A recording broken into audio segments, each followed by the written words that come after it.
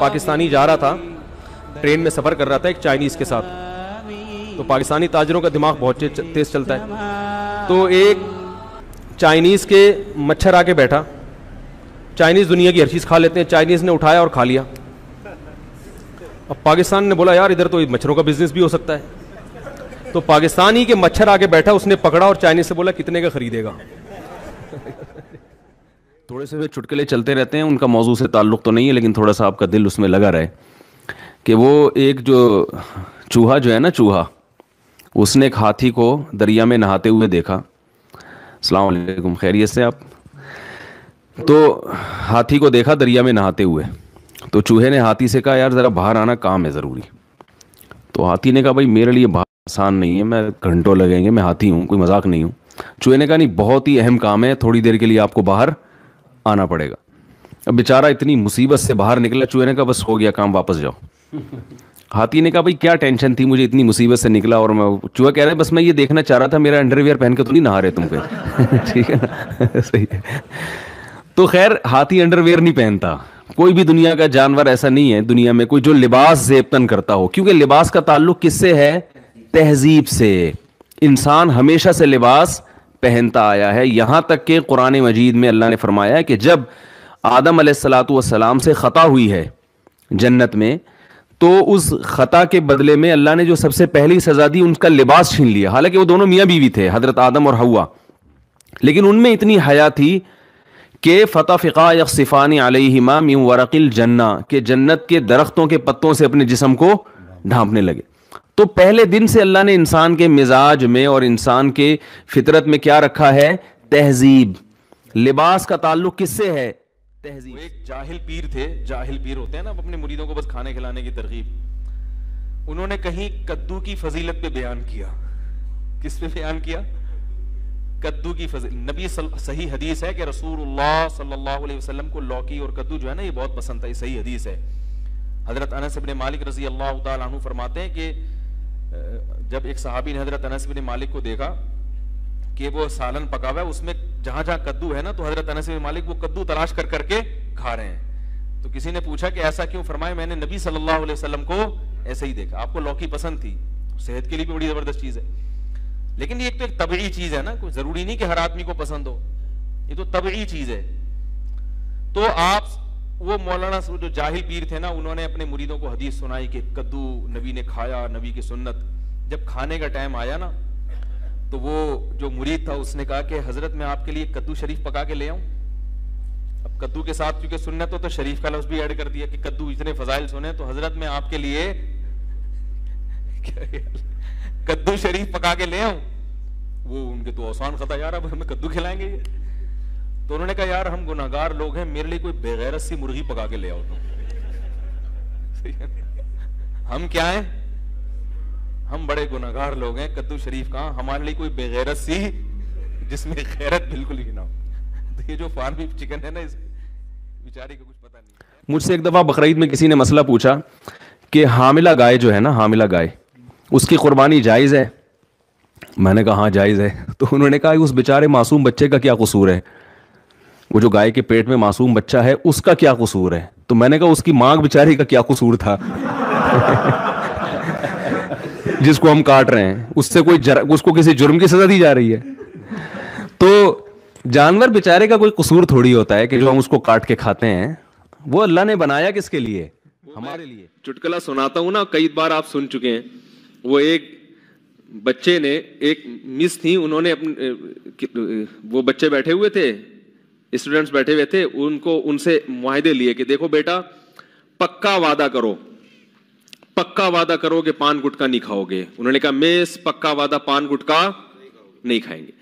بیٹا پکا وعدہ کرو چوری نہیں کریں گے. میس کبھی بھی چوری نہیں کریں گے. ہر چیز پہ وعدہ کر رہے تھے, سارے معاہدے کروا لیے, ملک کی خدمت کریں گے, یہ کریں گے, وہ کریں گے, ایمانداری سے جہاں بھی جائیں گے ایماندار. آخر میں کہا کہ بچوں پکا وعدہ کرو لڑکیوں کا پیچھا نہیں کریں گے. بچوں نے کہا پکا وعدہ لڑکیوں کا پیچھا نہیں کریں گے. اب بچوں جو ہے نا اندر وعدہ تو کر لیا. اب مس نے کہا اچھا پکا وعدہ کرو ملک پر جب جان دینے کی باری آئی تو جان دیں گے. انہوں نے کہا دے دیں گے, ایسی زندگی کا کرنا بھی کیا ہے ہم نے. جب جان دینے کی باری آئے گی تو کیا کریں گے؟ جان دے دیں گے. زندگی کو بچا کے کرنا بھی کیا ہے؟ میں تو ایک جگہ حیران ہو گیا. ہم کہیں جنگل میں گئے تفریح کے لیے, تو مجھے تھوڑا سا شوق ہے مختلف لوگوں کا انٹرویو لینے کا, ان کا کلچر کیا ہے. تو میں نے دیکھا کہ اب ہمارے کیمپ کے قریب 2 ذرا ایجڈ سی خواتین تھیں. تو میں نے کہا چلو ان سے تھوڑا سا انٹرویو لوں, یہ خیمے میں کیا پکا رہی ہیں. ہم وہاں قریب گئے تو وہ کچھ مچھلی ڈال کے اور کچھ پکا رہی تھیں. تو تھائی زبان میں ایک ترجمہ کرنے والے میرے ساتھ موجود تھے. تو وہ انہوں نے بتایا کہ یہ مفتی صاحب ہیں, ہمارے عالم ہیں, یہ آئے ہیں, یہ آپ سے انٹرویو لینا چاہتے ہیں. میں نے ان سے پوچھا آپ کیسے رہتے ہیں, کیا کھاتے ہیں. تو گپ شپ ہوئی. تو پھر جب انہوں نے تعارف کروایا نا کہ ہمارے عالم ہیں یا مذہبی رہنما ہیں, تو پھر وہ کہنے لگیں خواتین کہ آپ, وہ تھیں تو بدھسٹ تھیں, تو انہوں نے کہا آپ ہمارے لیے گاڈ سے دعا کریں کہ اللہ ہمیں اولاد دے دے. تو میں نے کہا یہ دونوں لیڈیز کے اولاد, یعنی شاید ہمیں سے مراد ہو, ان کے میاں کہیں اور رہتے ہوں گے, دونوں کی اولاد نہیں ہوئی. تو میں نے کہا کہ وہ کیا مطلب آپ دونوں کے, یعنی شوہر کہاں ہیں؟ تو پتہ چلا کہ یہ ان کا شوہر ہے اور یہ کیا ہیں. تو مجھے تو, میں نے ان کو, ویسے وہ اردو سمجھتے بھی نہیں تھے, میں نے تھوڑا مزاق کیا. میں نے کہا اسی وجہ سے تو اولاد ہو نہیں رہی. بھائی اولاد کے لیے ایک کا عورت ہونا تو دوسرے کا مرد ہونا, یہ تو دونوں فرشتے بھی کنفیوز ہو رہے ہیں کہ یار یہ کیا مسئلہ ہوا کیا ہے. ٹھیک ہے کہ بھائی ان کو اولاد اللہ کی طرف سے دے کیسے ہم. تو ایسے عجیب عجیب فیشن ان لوگوں کے کہ مرد نظر نہیں آتا اور عورت نظر نہیں آتی. تو اسلام نے حکم دیا کہ مرد ہو تو حلیہ کیسا ہونا چاہیے. یہ نیچر ہے بھائی, مرد بن کے رہے اور عورت بن کے رہے. وہ ایک آدمی کسی کے یہاں رشتہ, بیان ختم ہو گیا, جو جانا چاہیں جا سکتے ہیں. ایک آدمی کسی کے گھر میں رشتہ لینے کے لیے گیا, تو وہ لڑکی کے ابا نے نا, جو لڑکا آیا تھا رشتہ لینے کے لیے, اس کے سامنے چائے اور بسکٹ رکھ دیے. اب وہ لڑکا وہ ڈبو کے کھا رہا ہے نا. تو لڑکی کے والد نے بولا کیا ہے, اس کو تو تمیز نہیں ہے کھانے کی. تو انکار کر دیا رشتے کا. اب لڑکے کو بڑی شرمندگی, بھی بہت افسوس ہوا, یار یہ کیا ہو گیا, اور پتہ بھی تھا کہ کیوں انکار کیا. تو باہر نکل کے لڑکی کے ابا سے کہتے ہیں رشتے کا آپ نے انکار کر دیا, افسوس تو بہت ہوا, مگر ڈبو کے کھانے کا اپنا ہی مزہ ہے. ڈبو کے کھانے کا اپنا ہی مزہ ہے, وہ تھوڑی چھوڑیں گے ہم. اور حقیقت ایسے ہے, حقیقت ہے, چائے بسکٹ رکھے ہو نا, میرا اپنی ظاہر بھی ہے کہ ڈبو کے کھانے کا شرم تو آ رہی ہوتی ہے انسان کو, لیکن جو مزہ آتا ہے ڈبو کے کھانے میں, وہ بغیر پاپے جتنا ڈبو کے کھانے میں مزہ آتا ہے. تو بسکٹ ہو کوئی بھی چیز ہو, ڈبو کے کھانے کا بہرحال اپنا مزہ ہے. تو اب کوئی بھی, میں کہیں جاتا ہوں نا, کوئی لوگ چائے بسکٹ رکھ دیتے ہیں زبردستی کے کھا وہ لو, تو پھر میں ڈبو کے ہی کھاتا ہوں, اور میں بولتا ہوں بھائی ڈبو کے کھانے کا اپنا مزہ ہے.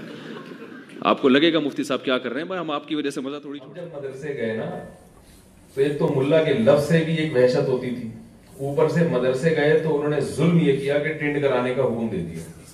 پہلے ہی ہم کالج کی لائن میں, وہ ہر وقت جو ہے نا, وہ کہیں گلاس نظر آتا تو بالوں کی پف بنا رہے ہیں, یہ کر رہے ہیں, وہ کر رہے ہیں. ایک تو اتنی بڑی قربانی دی کالج لائف کو چھوڑ کر, وہ عیاشیوں کو چھوڑ کر. حضرت کا مدرسہ بھی ایسا تھا, 8 طلبہ تھے اس وقت ٹوٹل, کوئی بڑا مدرسہ بھی نہیں تھا. تو اس میں جانا ایک, میں سمجھتا ہوں اللہ نے قربانی لے لی. اور اوپر سے آرڈر کیا آیا کہ یہ کیا کرا دو, بڑا طبیعت پہ شاک گزرا. گھر میں جائیں گے تو گھر والے اور مذاق اڑائیں گے, لوگ بھی, دوست احباب بھی, یار کیا بنا کے. اس لیے میں مدرسوں میں ٹینڈ کرانے کے بہت زیادہ خلاف ہوں. اور یہ جو میں نے بال رکھے تھے نا 8-10 سال زلفیں, یہ اس ٹینڈ کے احتجاج میں رکھی تھی. جیسے ہی مدرسے سے فارغ ہوئے بال چھوڑ دی.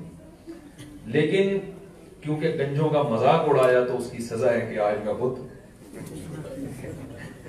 خیر وہ ٹینڈ تو میں نے کرائی, دوبارہ رکھ لیں گے بال انشاءاللہ. تو ان دنوں میں جب ہم روزانہ, یعنی ہر تھوڑے دن کے بعد آرڈر آتا تھا کہ ٹینڈ کرا لو, تو ایک دن میں افسردہ بیٹھا ہوا تھا, تو ایک طالب علم تھا, اس نے مجھے ایک شعر سنایا تو بڑی تسلی ہوئی. شعر اصل میں تو یوں ہے, رضینا قسمت الجباری فینا, حضرت علی کا شعر ہے رضی اللہ عنہ. لنا علم وللجہال معلوم, ہم اللہ کی تقسیم پہ راضی ہیں. قسمت الجبار, جبار یعنی اللہ نے جو تقسیم کی نا, ہم اس پہ راضی ہیں. لنا علم, کہ اللہ نے ہمیں علم دیا. وللجہال مال, اور جو پڑھے لکھے نہیں ہیں ان کو اللہ نے دولت دے دی, یعنی ان کو دولت دے دی اور ہمیں کیا دے دیا, علم. آگے اس کی وجہ کہ ہم کیوں اللہ کی اس تقسیم پہ راضی ہیں؟ فَإِنَّ الْمَالَ يَفْنَى عَنْ قَرِيبٍ وَإِنَّ الْعِلْمَ يَبْقَى لَا يَزَالُ، اس لیے کہ مال عن قریب فنا ہونے والا ہے اور علم ہمیشہ باقی رہنے والا۔ تو اصل شعر یوں تھا، تو اس طالب علم نے اس کو چینج کیا، جب بار بار اس طرح پھر رہا تھا نا، سر پہ ٹنڈ ہو رہی تھی، تو تسلی کے لیے بھی شاعری کہی جاتی ہے نا، اپنا غم ہلکا ہو جائے، تو اس نے کہا کہ یہ شعر یوں ہونا چاہیے، رضینا قسمت الجباری فینا لنا ٹنڈن وللجہال بالو، کہ ہم اللہ کی اس تقسیم پہ راضی ہیں کہ ہماری ٹنڈ اور جاہلوں کے سر پہ بال ہو۔ آگے دلیل، فَإِنَّ الْبَالَ يَفْنَى عَنْ قَرِيبٍ وَإِنَّ الْٹِنْڈَ يَبْقَى لَا يَزَالُ، اس لیے کہ بال عن قریب ختم ہو جائیں گے اور ٹنڈ ہمیشہ بڑھ گئے، ٹنڈ ہمیشہ کیا رہے گی؟